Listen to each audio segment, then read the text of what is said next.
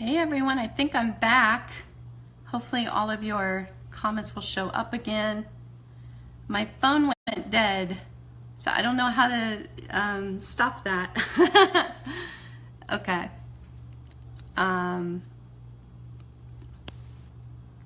Boy, I hope I can pull you all back up here.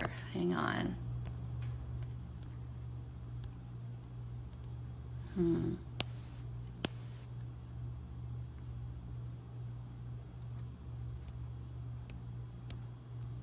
So sorry, guys. Okay. I'm starting to get them again. Boy, I hope I didn't lose all the ones that I've seen before. I'm not seeing them on my computer either. Well, anyways, I was talking about I had bronchitis and it would not heal. And what I found out was that, I mean, it was essentially, bronchitis is the lungs, which is most connected to the heart chakra. And where I was needing to grow the most was everything the heart chakra represents. And my heart was essentially, just really needing work in that area of receiving love, especially, instead of efforting for it all the time. So my bronchitis was awakening me to what was going on emotionally within me. And so I love to look at things like that, and especially with these physical symptoms that we're having. Some of us are tending to get symptoms in certain areas as opposed to others. So I will tell you kind of what some of them represent, because it's just really fascinating to me. Okay, hi again. Oh, guys, I think I might have, if you asked a question before I went blank, ask it again so I can really get to you guys. I'm so sorry about that. My phone just went dead, so I'll just keep touching it to make sure it doesn't do that again. Okay, so a lot of us are having stomach issues, and what the stomach represents is our ability to digest life, the wholeness of life, our ability to digest not only what we might call negative things, the things that are hard, the things that are challenging, but also being able to digest the great things. A woman who's, parents whose children are going away to college and now they're empty nesters. Being able to digest falling in love and being vulnerable and wanting to take that next step of being terrified, right? So it's our ability to digest the new things and the old things that are coming up. Maybe the old things we've been avoiding or suppressing or thinking, that happened so long ago, I don't want to talk about that anymore. So the stomach really represents the digestion of life. What we also tend to hold in our stomach is shame. I don't need to even talk about what a shame epidemic that we live in these days, and that we've been even raised in. Our parents sometimes, parent us through shame.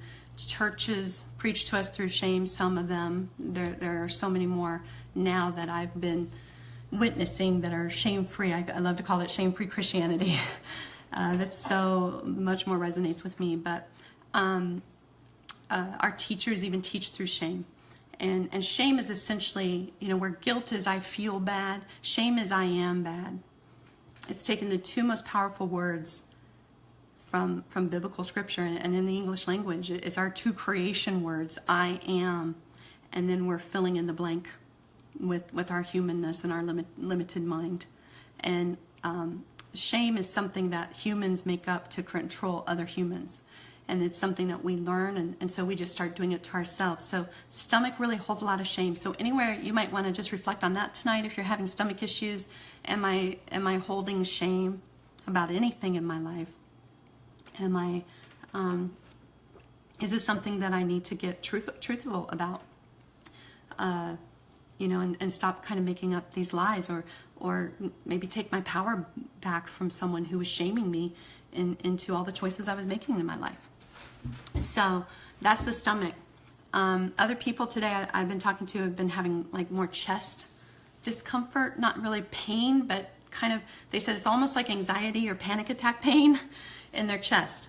What the chest mostly represents, it can be a couple things depending on where it's located, but is the lungs. And the lungs represent, those are our grieving, those are our grief containers. And so anywhere that you have unprocessed grief, and this can be anything. This can be grief over a career, grief over a dream, grief over a person, grief over a loved one, a lost relationship, maybe health, age.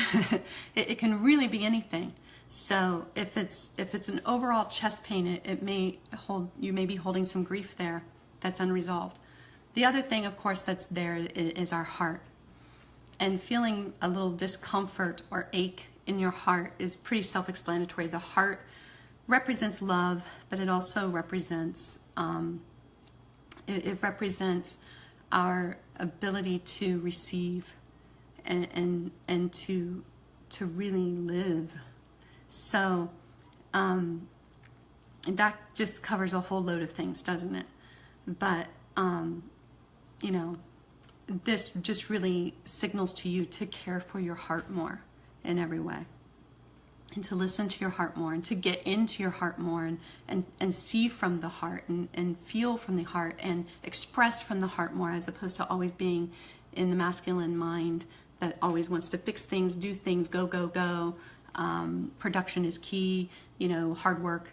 You know, the heart tends to work a little more intuitively and a little more feeling wise, and also in a much more gentle way. Okay, so sinuses. A lot of people have been telling me they had like sudden sinus issue and then it went away. Sinuses actually represent irritation or annoyance. I love this one. And it's especially with people who are close to you. So it could be your family members, it could be your coworkers, close friends.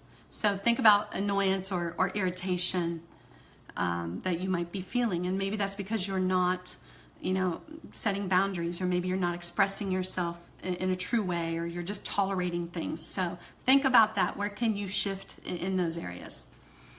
Okay, the throat is another area that a lot of people have been mentioning to me. The throat holds our expression, what we want to say and what we can't say, what we want to hear and what we're not hearing. And it's the throat, if you've got any clogging there, or soreness, or rawness, or just tightness, really represent, and also throat will really hold a lot of anger as well. So if you've got anger, I would really look at the throat, and it represents, you know, just gaining the vulnerability and the freedom to express your true self, and know that your authentic self is good, is where you want to be in life. And if you're with someone that can't accept your authentic self, then that's a big clue to you that you're not surrounding yourself with people who would rather you, maybe they depend on your codependence to be in a relationship with you. Okay, headaches. That's across the board. People have been feeling the headaches, so have I. Headaches is a couple different areas. A main headache, like especially back here in this area, here in the back of the neck, that really represents like mental anguish, not being able to see the future. And this is what's happened to us leading up to this eclipse system, or eclipse season, is that some of us, like I used to say, I'm so downloaded with content. I have so much content to express. I have so much I want to do. I want to design a course. I want to write a book. I want to do a retreat. I am ready, but yet all the details wouldn't clear themselves for me. I wasn't clear on the details. I asked for help. I wasn't getting the help I needed. I wasn't sure how to do it, and no answers were really coming to me for a little while. So if you feel this way, and there's just like a sense of I can't tell the future, or maybe you're just totally lost in life and you're confused and you don't know what you want to do. You just know you don't want to be where you are now, and you're trying to figure that next step out. That mental anguish that we hold in that is is kind of some energy that can be behind the headaches. The other thing that's happening here again is your pineal gland is being recalibrated, and your pituitary gland is being recalibrated, and you're going to feel that there's going to be some pressure there. So again, to hold higher translations of information. So once this process is through, guys, you may just get the surge of lightning that you've been waiting for, praying for. You may get your inspired idea. You may, all of a sudden, the details find themselves out. I mean, here in this past week, the online course I've been dreaming about for months. I've been talking actually about it for a couple years, and all of you who know me are sick of hearing it. I just knew I had to start doing group online courses and reach more people. And just in this past week, it just became clear to me, and I've been designing it, and we're going to launch it like next week. Like, it's happening so fast, lightning speed, quicker than I ever knew. But I feel so ready for it, and I'm so excited. And all of a sudden, it just all made sense. You know, what to title it, where to go with it, what needs to be taught, what people need. And I think it was there all along. I was just kind of needing this eclipse energy to help set it in gear. So, by the way, the forehead, if you're feeling pain or discomfort right in here, this is your third eye. It basically represents your inner sight. You know, what you see in terms of just your inner knowing. You know, you may not see something real visually or realistically, but you know. Or it's more, you know, tuned into your intuition, your inner knowing. So if there's anything there that's being recalibrated, or something there that maybe you're not trusting your instincts right now, you're not trusting what you think, or, you know, because you think it's random or crazy. So that's something to really pay attention to. A couple more things. Joint. A lot of people are complaining of joint pain. That is about the flexibility and the fluidity in which we manage our lives. So if we're real rigid and we have to control everything, and we're you know, we're really manipulative about things because we want things in our timing and we want things to work out the way we want them, that you might be feeling some joint pain right now, because you know, what this solar eclipse needs you to do is back off, stop controlling, stop trying to fix things. Everything is perfect, and Spirit knows what they're doing here. And this has, you know, been written in the scripts for hundreds of thousands of years, right? So so we just want to have more flexibility with life. We want to allow things to happen as opposed to always exerting our effort to make everything happen. Okay, and the last one that I've heard so much of is just being super tired. And guys, this is just your body needing to rest. You know, we heal in our sleeping state. Anytime you're trying to lose weight, they say sleep, which is my favorite diet. It's just sleeping more.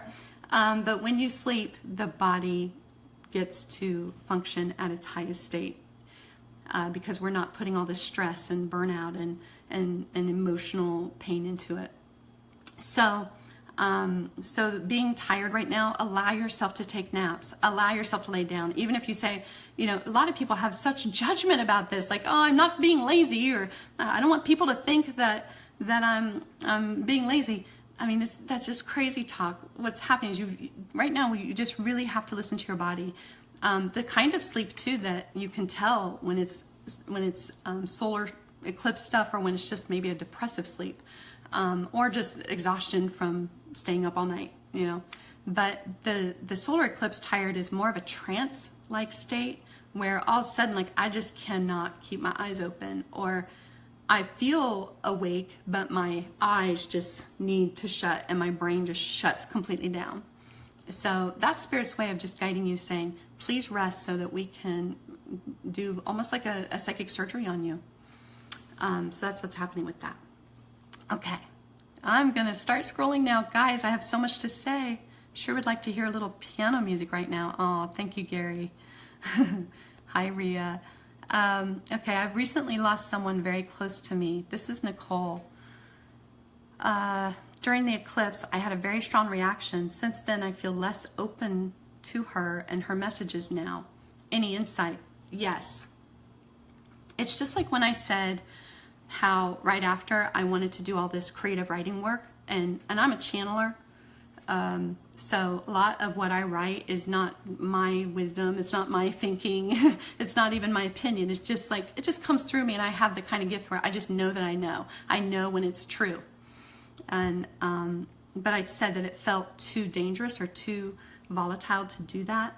And there's just so much shifting and so much chaotic energy in the air right now that Spirit will literally will literally close that channel, or help you close it, or guide you to close it, so that you won't access everything that's going on in the atmosphere right now. So it's a way of actually protecting you. I wanted to write a book about 4 years ago, and I was living in Los Angeles, and I wasn't feeling quite settled either in Los Angeles. It was feeling really unsettling for some reason. I lived there for 17 years and loved it. So for it to become unsettling, all of a sudden it was quite unsettling. And I was writing a book during that time, and I would drive all the way across the city to the best Starbucks in Pacific Palisades or in Malibu or wherever, or get on the beach, and I'd be so inspired, and then I'd go to sit down to write, and I would just knock out in that trance sleep. Like, just as soon as I put my fingers on the keyboard, it was the funniest thing, and it happened over and over and over and over and over, and it was so frustrating. But I did get confirmation a few times after that what was happening is I was being protected from channeling at that time what was ever truly shifting in the air at that time in LA. So what's happening for you is that being able to communicate with your loved one, you know, which is a much higher frequency than what you're, you know, what we're normally around here, or ever around, is going to take so much. It's going to tax your body so much. You're actually being protected from that. That's really what I feel for you. There is also, just to speak a little bit, I've hung around a lot of mediums and stuff. I'm so fascinated by the transition that we make when we leave the body, and what I've always heard and has been confirmed is that sometimes when people first pass away, they're around right at the beginning, but then they might disappear for a few weeks. And the messages that always come back is they say they have a class or they have school or they have things to do, which I think is hilarious. There's a class in heaven. We still have to go back to school in the spirit realm. So I think that's really funny, and I can't wait to experience that if that's true. But so no worries on that. You're gonna be back in communication soon. Okay, Jackie, don't make me cry. Oh, Jackie, I wouldn't do that on purpose, but I am known to make people cry, especially grown men. Hi, Cynthia. Hi. Okay. Gary, mental anguish from both the front and back lobes of the brain. That's me all over. Oh, good. Thank you for that confirmation. Yeah, it'll pass soon. By the way, all these symptoms, the physical symptoms that I'm speaking about, typically from my experience will last anywhere from 1 to like 5 or 6 days. I've never had anything last longer than 5 or 6 days. Usually the shifting will take place as far as physically.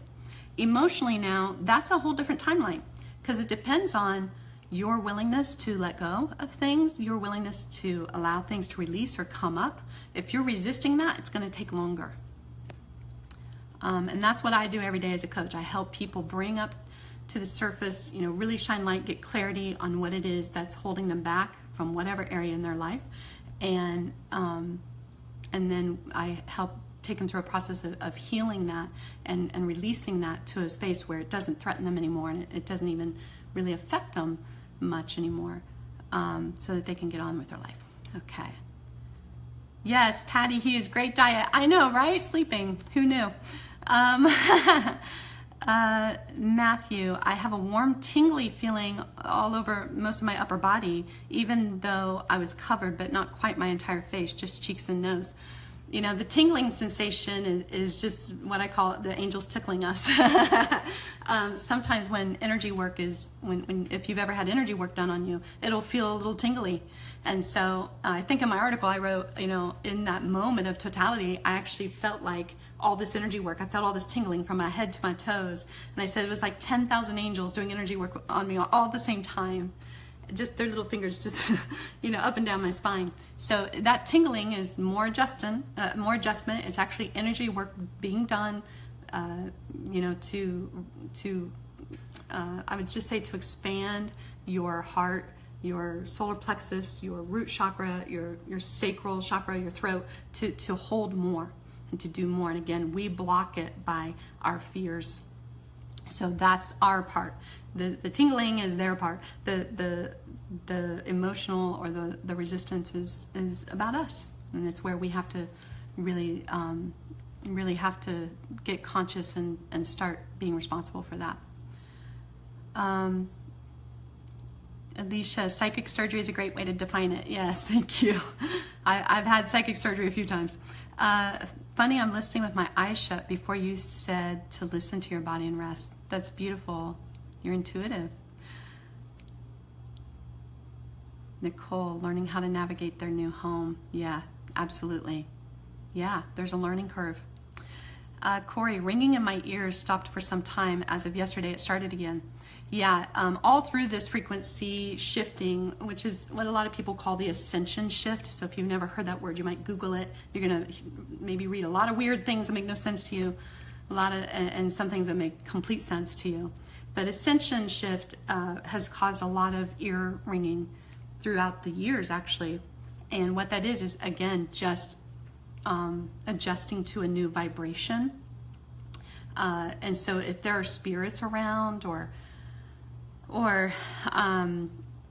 if there are maybe a new environment that just has a really high frequency in it, the ears will start to ring.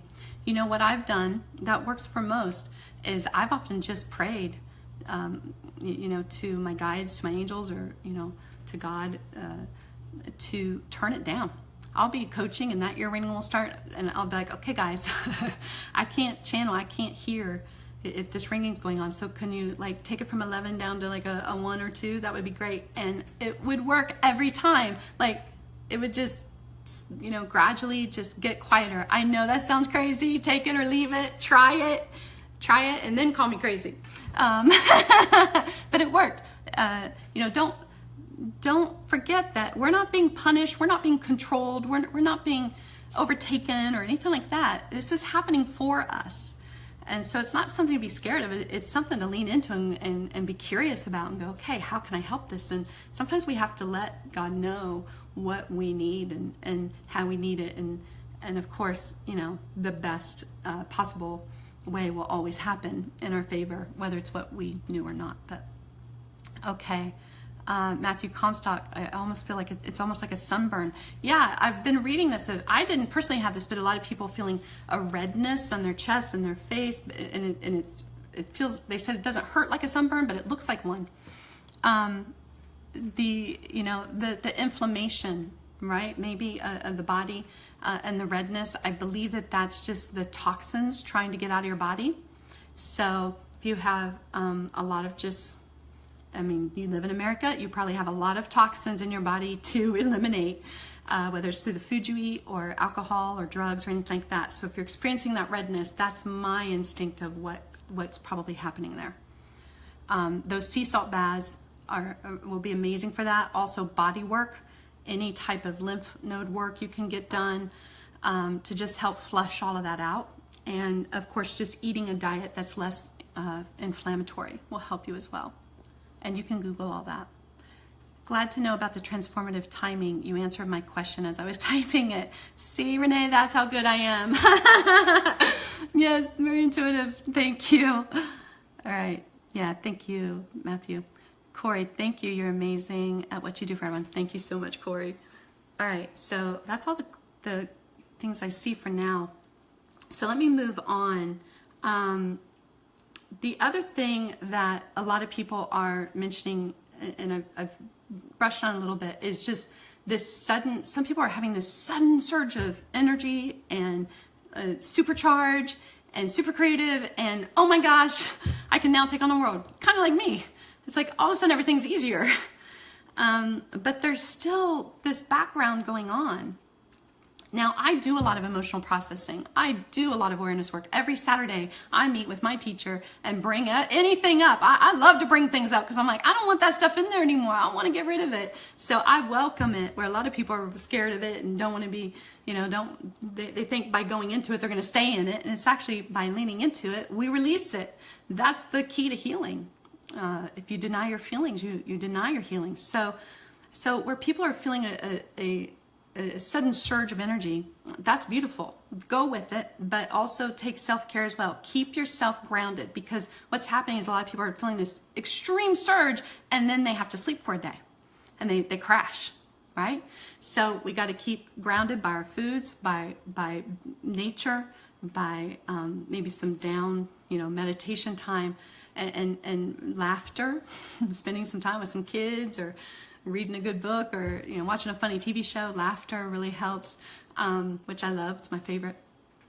But continuing to be really grounded, or else you can really like kind of overcharge your circuitry, especially if you're an artist and you're getting a surge creatively, and you want to be singing or writing or painting or playing, or we have to kind of take it slower than we normally would.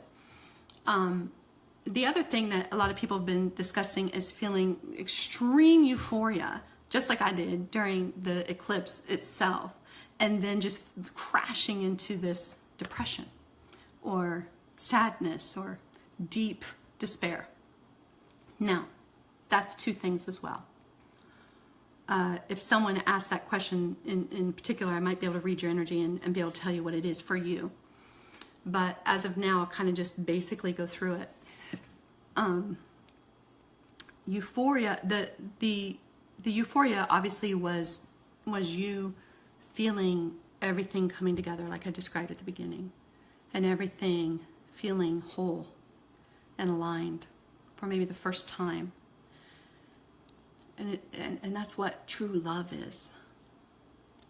As humans, we have such broken and damaged experiences with love, and people who say they love us, and even people who represent God to us damage us, and we really lose sight of what love is, and we start using that word just to connect, but we don't really feel it. We don't really know it until we have the experience. And I feel like that's what the eclipse gave us, was this experience that no one can quite explain. But the despair afterwards is the reality that it is up to us to hold that space of love within us. And especially for people who are very empathic and very sensitive, you're going to be feeling the pain of the world. There's a spiritual phrase that says, when you ask for more love in your life, you're often shown first where love is not. And I think all of a sudden there was like this oneness, right? There was this togetherness. There was this, I felt it. It was like, gosh, how many millions of us right now? There were over 2 million people in Nashville alone. How many millions of us across the country are watching the same thing at the same time, having the exact same experience? For once, like all the politics were in the background, and all the hatred and the sickening images that we're seeing today, and the pain and the anger, all of that went aside for a moment, and we just experienced this miraculousness. But then we come back into our lives. We go back to work. We go back home. We turn on the news, and boom, we're reminded. Not that this isn't possible, because now we've just realized how possible this is, but that we're not there yet. And not, as a collective, we're not there, but as individuals, we can be. And so this is an urging for you to really start doing your inner work. And it might not be something you can do by yourself. I say the mind that created your problems isn't going to be the mind that figures them out. It's not going to be the one that heals them. And so you want to work with someone like myself, or somebody who does similar work that I do. And listen, when you're ready for a teacher, they will show up. And they'll be affordable, and they'll have the time, and everything will work out perfectly for you. I don't know anybody that asks for help and doesn't get it. So, I see it, I witness it all the time in my own business of coaching. So I just want to encourage you that extreme despair is part of the empathicness of just feeling the pain of the world, but it's a call to action to heal the pain in you first, where you feel pain, where you feel angry, where you feel resistant, where you feel hurt. You know, I won't talk about this too much, but one of the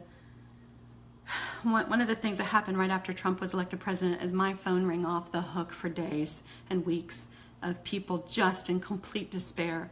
But they were all in despair for different reasons. Every one of them. And what I realized is that, you know, what Trump represents is the big disruptor. He represents the disruption that awakens. And we were all awakened to, we've all been being awakened to what has been in the shadow for too long. The things we don't want to think about, the things we deny are there, and it's personal or it's, you know, world. For me personally, I have a history of sexual abuse and sexual molestation in my childhood, and so when he, you know, brought out all the women that Clinton allegedly, you know, assaulted, and they were there, and during one of the debates, that's the moment I just got fuming mad, and I got so sad, and I got so overwhelmed. But it's because they represented a pain in me that still needed some attention. And by really paying attention to that wounded child within me, then I got less triggered by Trump and all his ways. And it doesn't mean I agree, but I'm not as threatened by it as I once was. And so that's kind of the steps of healing. Okay, I'm not seeing any other questions yet. I hope I didn't lose a bunch of you during the big shutdown there. Okay, so that sudden euphoria to depression, I hope that I explained that really well for you. So it's a response to the world issue, but it's also a response to your own inner stuff. Okay, some people were feeling I want to answer this. A woman named Sarah Rothblatt. She asked a great question. Oh, Patty, I even prayed for Trump. Yes, pray hard. we all must pray. We all must. Okay, Sarah says, in case I don't make it, my questions would be, what about the eclipse and possible Mercury being in retrograde has made me so sad and lethargic? What does it mean? Okay, I think I covered a lot of this. And sadness, let me just tell you this, the energy or the loving message and healing message of sadness says you are releasing attachment to what was never in your control. And that's how a lot of us are feeling right now, right? Like a little powerless to change big things that need to be changed that we're seeing on the news or in the world. So the sadness is that, but it's also releasing attachment to what's never in control, especially in your own life. Maybe your past. It could be things right now. So it's just awakening that in you that just wants to be released. And the best thing you can do is just feel it through. And I'm going to talk a little bit more about that in a little bit. Lethargic, we talked about that, the tiredness of the body readjusting. Now she says, it seems many people I know are going through horrible circumstances right now in life, seemingly all within a week. Is this an effect as well? You know, this isn't one of those talks where we blame everything on the sun and the stars and the planet. And I think that we go through hard things because we are meant to break through. We are meant to overcome these hard things. And it's time, especially if we've been resisting. I know of a few people actually this week that their relationships that they've known are not aligned, and they've been hard and difficult, but they just haven't wanted to let go yet. You know, I had a client just say, I know I need to let go. I'm just not ready. I'm going to. I'm just not ready yet. And he's been saying this for a while. And then this week, the relationship ended. And not by his doing. You know, he was forced out. And even though he knows it's the right thing and he knows it's the best outcome for his situation, he can look at that as a real loss and a real devastation. And so people who have been kind of holding on and gripping life really tightly and not wanting to move on, not wanting to move forward, or listen, or have been praying for change and now they're getting change and going, oh no, the world's falling apart, my life is falling apart. But what if it's coming together? It's so funny. All the people I've coached, when they lose their job, I always say, well, did you love your job? And very few ever say yes. Most of them say, well, no, but the money, and I'm like, okay, we're not meant to just, we weren't born to just pay our bills. Spirit wants us to have the desires of our heart. And sometimes we forget what the desires of our heart are because we're too busy trying to survive life. And of course, stuck in our belief systems that say, it's not possible for me. So that's a lot of, what's going on as people are being disrupted, right? But the disruption is the way into great awakening. So these people who are going through horrible circumstances, as you call it, Sarah, might be going through the best circumstances of their life. They just don't know it yet. They're in the middle of the story. They're not at the end yet. Okay, Amy, hi from California. Dig up, disclose, discard. Thank you for the practical language for all of this. What a passage. I love you. Oh, I love you too, Amy. You are certainly one of the leaders in this. Okay, Bill, I know who you're talking about. All right, well, you just named yourself, so. But you're not the only one. I want you to know you're not alone. That woke me up. Oh, good, Bill. We all need to be woken up. And that's really what this is about, isn't it? So any other questions? Go ahead and ask. I'm going to wrap it up here in a little bit. How we move forward. How do we move forward from this? Like I said, reach out for help if you are kind of swimming in stuff and you know it's yours and you don't know how to begin healing it or releasing it or letting go on your own. Reach out for help. Tell your friends you want help. Someone will bring you a name. Spirit will send it to you. Who's aligned for you? Might be me, but just know that help will be there when you ask for it. But the main points that I really want to point out right now is that number one, this time calls for our awareness. Instead of judging it, instead of calling it weird, instead of calling it crazy, instead of ignoring it, saying, I don't know why I'm like this. Okay, I just told you why we're all like this. Let's just get curious with awareness going, I wonder what this is about. I wonder why I'm feeling this right now. I wonder what this is leading me to.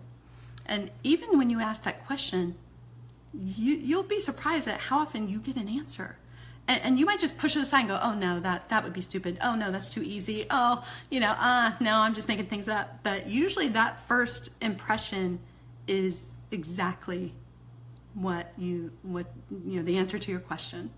So awareness is key right now. Just stay curious and aware. And of course, with all this information I gave you tonight, maybe that'll help you too. And then the second step is acceptance, which I just said. Don't brush it away. Don't resist it. Don't play tough. Don't make up excuses and say, well, I was like this before the eclipse. Well, of course you were. The eclipse doesn't just change you, because it's August. It's awakening you to what is there, and it's an energy that's supporting us to what was maybe really hard before is now going to be easier. What was really resistant before, you might actually find a little more excitement and anticipation for, or at least willingness for, right? So that's what the eclipse energy is doing for us. It's pushing us forward with this really gentle hand, saying, hey, I got you. Man, who doesn't want that, right? That's why I'm so excited for us.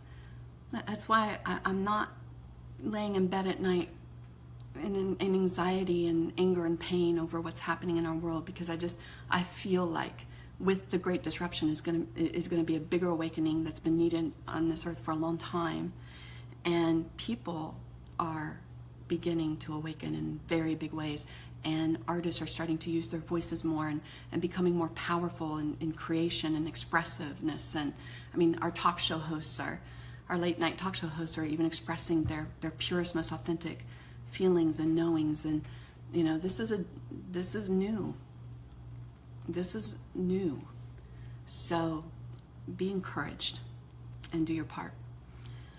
Okay, so after the awareness and being in full acceptance of what's happening with you, I want you to allow yourself to just experience it. You feel sad, be sad. You're releasing attachment to what was never in your control. It's a beautiful thing. You feel angry, be angry. Know it's a catalyst to change. Ask yourself, what needs to change in my life? You feel shameful? No, you're lying to yourself. Okay, what is the truth about me? Am I not good enough? Or is it something else? Am I just fearful? If you're feeling deep anxiety, anxiety says, bring yourself back to the present. You're way in your future, trying to bring a negative experience from the past forward, trying to figure out your future based on your past. And I'll tell you, I don't know about you guys, I don't want to repeat my history at all, even like from last week back. I really don't want to repeat any of it. So that's anxiety is really calling you to that. And then after we allow ourselves to have the experience, if you'll just allow yourself to be angry for even 5 minutes, journal about it, write about it, go punch a bag, go drive and scream it out, take a bath and cry it out, whatever you got to do to just really express and experience that emotion. And you know what? It might not work with your friends. In fact, I would say stay away from your friends with this stuff for right now, because, not stay away, but obviously if you have a great friend that can really hold space for you and not try and talk you out of emotion, then that's awesome. A lot of us don't have that. And so what ends up happening is we go tell our friends, we try to vent to our friends about our anger, and our friend says, well, you shouldn't feel that way. And then the list goes on of why we shouldn't feel that way. Or they say, well, let's go grab a drink, let's get our minds off of it. So everyone's always trying to avoid it, and they think they're helping us, but they're actually helping us suppress it, which is making things worse. So this is a sacred experience for yourself to just really, really feel what you're feeling and give yourself permission to do that. And once you do feel all the way through it, you'll notice how much lighter you do feel. And then of course the fourth step is just making a new choice, right? That's the only thing that takes action here, is just choosing something new. Choose to communicate differently, choose to behave differently, choose to navigate relationships differently. And hey, by the way, I've got a course that I'm actually launching next week, next Tuesday. I'll start advertising it on all the social media, my website. It's called How to Love Like You've Never Been Hurt. And it is a course on healing the relationships in your life, past and present and future. And it's about healing the relationship with yourself. So if you struggle with self-love, self-confidence, security in relationship, you struggle with communication, with boundaries, with codependence, with just confusion, abandonment, any of those kind of issues, take a look at this course. Again, I'll start blasting it out there on Tuesday, and then you're going to be sick of it because you're going to hear about it every day. But I'm actually starting it very soon. We're going to start Tuesday evenings for 4 weeks in a row online, so you can take it from anywhere, and it's going to be September, 19th will be the first one until October 10th. And it's great if you can join me in it, because it'll be very interactive and you can ask me questions and I can really work with you one-on-one a little bit, intuitively and energetically. But if you can't join, you can always watch it later. It'll be recorded. You'll have access to it 24 hours a day for the rest of your life. So I hope you all really check that out, because it will help you with a lot of these things that we're talking about tonight. Okay, what else? I think that's a lot on my end. My gosh, it's so much, but let me just read some of these questions if you have any. Beth Snyder Hutchison, having a difficult time due to an 18-year-old suicide on July 11th. Any suggestions? Oh, sweetheart. That's just the toughest thing to take, isn't it? And to wrap your head around. My suggestion is to just really feel your feelings about it. I mean, just what I just talked about, just really allow the grief to take place. One of the best things I've ever heard or written, I don't know if I wrote it or heard it, I probably wrote it, on grief, is that it's immense love with no place to go. And there's a process that we go through in that kind of loss. And so you're going to go through it. And I'm just going to say, just gently let yourself go through it. Gently ride the waves. And some days you're going to feel normal and fine and and be not even, it won't even be on your mind, and then other days it'll just hit you out of the blue. And I just want you to go with those waves and know that no wave is permanent, it's temporary, and the more that you allow it to come in and out, or maybe it'll bring awareness to you, or even a sudden passion to help and pass it forward and help other teenagers. Who knows? You know, there might be a calling in it for you. Sometimes when things affect us so deeply and so painfully, it's usually God speaking to us saying, I want to use you in this area. So keep that in mind. You know, you never know. I hope that helps. Deanna, the video shut down, so not for sure if you were able to get my question. Oh, good. Thanks for coming back. I will go back and listen after you posted it. I would love your help. I was actually thinking of messaging you, and then for some reason I decided to wait. I can't wait any longer. I need some help. Okay, to sort this out, to reach my full potential. Thank you so much for doing this live video. So helpful. Okay. Deanna, I'm not sure. Reaching your full potential is something we can definitely have a conversation about. I'm not sure it's part of this video, although it kind of is in a roundabout way. So why don't you send me a personal message or email me at trinaharmon@gmail.com, and I'll either type you a message if it's doable, or if we need a quick phone call, we can do that too. Thanks so much, Deanna. Okay. Patty, you're amazing. Oh, thank you, Patty. I so appreciate it. I hope I feel like I just talk. There's just so much I want to give you guys. So hopefully it was, you guys were able to receive it. Okay. All right, great. If there's anyone else that has a last minute question, please just send it now. But if not, I would love for you to know that, you know, a lot of the other thing that's coming up, in fact, my beautiful friend walked in my house today and she said, does this eclipse have anything to do with your ex-boyfriend, all your ex-boyfriends coming back in the same week? And I said, yes, it absolutely does. And we laughed about it. And she said, you know, it's weird. I've ran into every ex-boyfriend in the past few days. And she said, but it's actually been a lot of closure. And it was actually really meaningful. And I said, well, the closure aspect is definitely part of the eclipse energy. It's about closing an old chapter. It's about closing. It's about bringing, you know, what's been in the darkness. It's bringing light to it so that we can close it. So we can close that chapter, not because we want to get rid of it, not because it wasn't worth it, but because it is over. And now we have an opportunity to create in a brand new way. And by the way, this energy all around us, not even the eclipse energy, but the energy that we're stepping into now is such a high consciousness that we're going to begin even manifesting more instantly than ever before. And that doesn't mean, ooh, I want $1 million, so boom, there it is.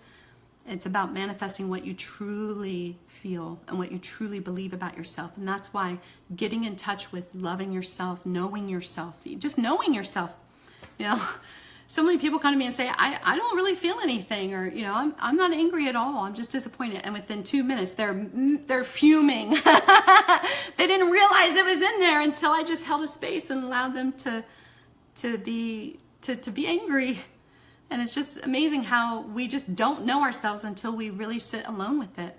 And so even if you have relationships ending right now and you're feeling really scared to be alone, I want you to know that that season of aloneness is designed to help you so that you can pay attention to you and only you, and not distract yourself with other people, with pleasing other people, making other people happy, you know, gripping to other people to give you security. Being alone for a little bit is actually a phenomenal gift if you can really lean into it and use it for what it is, which is to learn to have a relationship with yourself and to love yourself through every feeling you have, every experience you've had, and really accept it into your wholeness, as opposed to trying to get rid of anything that makes you imperfect. So that's what the eclipse is about, is letting go of the old, allowing the new, and being really conscious of how the old has served you with gratitude, you know, how it has made you who you are today, how it has shown you that you're stronger than you think, how it has maybe strengthened you or taught you lessons that you would have never learned. And so some of the people that you can't forgive may have been your greatest teachers. So I want you to just remember that as we move through in these chapters closing. If you have any closures happening in your life, any losses, any sudden changes, that's what's going on. But just really hold trust and faith that it's leaving because it no longer serves you. But what's coming is going to be so much more in your desire wheelhouse than you might think you desire that old thing, but what's coming is going to blow your mind. And so we just really hold on to that. And I believe that for all of us that are willing to step into that place. If we're not willing to see that, and we want to be skeptical and we want to just stay in our negative state because it makes us feel comfortable, you may not experience that as easily. But again, that's what we're willing to see is what we see.